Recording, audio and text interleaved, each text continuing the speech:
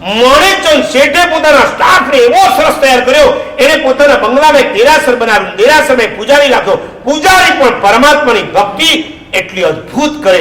એમાં એક દિવસ માણેકચંદ શેઠ પૂજા કરે છે. બપોરના સમયે પૂજા કરે.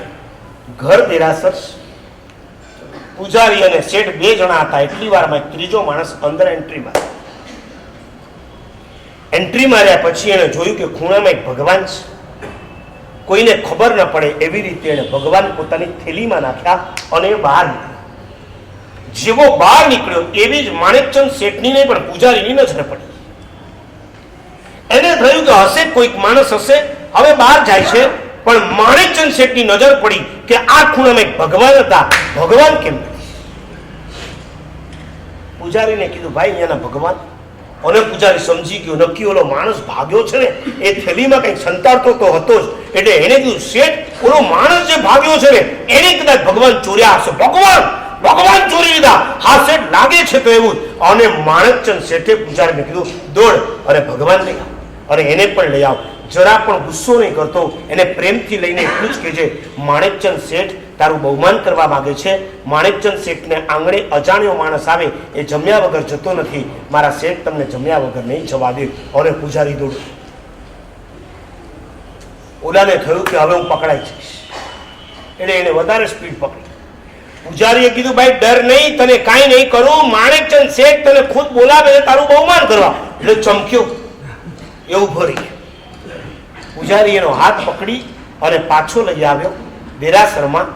માણેકચંદ શેઠ એક શબ્દ નથી બોલતા કે આ થેલીમાં શું છે. પ્રેમથી લઈ ગયા, ઘરે લઈ ગયા, પોતે કપડાં બદલ્યા અને પછી આ માણસને કહે છે બેસ ભાઈ, મારા ઘરે અજાણી વ્યક્તિ આવે છે એને હું જમ્યા વગર જવા નથી દેતો. સોરઠનો તો નિયમ હતો ને. દુલાભાઈ કાગ ભાવનગરના, તારે આંગણે આવેલા અતિથિને આવકારો મીઠો આપ. આ આતિથ્ય ખાલી સૌરાષ્ટ્રમાં જ રહ્યું કે આપણે અમદાવાદ આવ્યા, સુરત ગયા, મુંબઈ ગયા, ભેગું એ આતિથ્ય આપણી સાથે આવ્યું ખરું? આવ્યું? મહિનામાં એક અજાણી વ્યક્તિને તમે ઘરે જમવા લઈ જાઓ ખરા? ઘરે લઈ જાઓ. તમારા મમ્મી પપ્પા લાવે. આજ તો કોને ખબર હવે સૌરાષ્ટ્રમાં પણ કેટલું રહ્યું હશે. હમણાં મેં એક ઠેકાણે વાંચ્યું, બાપુ આમ સૌરાષ્ટ્રના બહાર બેઠા હતા ડેલીએ અને એમાં કૂતરો આવ્યો. એટલે બાપુએ બાને કીધું બા રોટલી છે? ના રોટલી તો નથી. કેમ હું કામ પડ્યું? આ કૂતરો આવ્યો હતો ને. એટલે બાપુ કે તો લાકડી છે? તો કે છે ને. શું કામ છે? આપણા ઘરે આવેલું મહેમાન ખાલી હાથે પાછું ન જાવું. સમજાણું તમને? આખી ભાવના ફરી ગઈ. પેલા રોટલી ખવડાવતા હતા, હવે લાકડી ખવડાવી ને બા. આ આપણો અતિથ્ય. માણેકચંદ શેઠ ઓલાને કે છે ભાઈ અંદર આવ, મારા ઘરે જમ્યા વગર નહીં જવા દેવાય. ઓલાને એમ ધરપત થઈ ગઈ નક્કી. હવે આ શેઠને ખબર નથી કે મેં ભગવાન ચોર્યા. વાંધો નહીં, હવે ડરવાની જરૂર નથી. ઓલો જમ્યો, પ્રેમથી જમ્યો અને જમ્યા પછી શેઠ એટલું જ કહે છે દોસ્ત કંઈક ભીડમાં આવ્યો લાગે છે.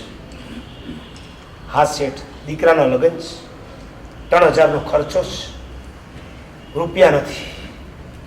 ભલા માણસ સાંભળજો, તમારા સ્ટાફમાંથી કોઈએ આ ધંધો કર્યો હોય ત્યારે એને કઈ રીતના મેનેજ કરવાનું, ત્યારે શું કહેવાય. ત્યારે આ શેઠ એમ કે છે ભલા માણસ રૂપિયા નથી.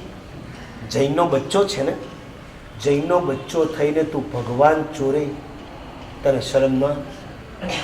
એવું હોત તો સીધે સીધું મને કહેવું તું ને, હું 3000 નહીં તને 30000 આપીશ.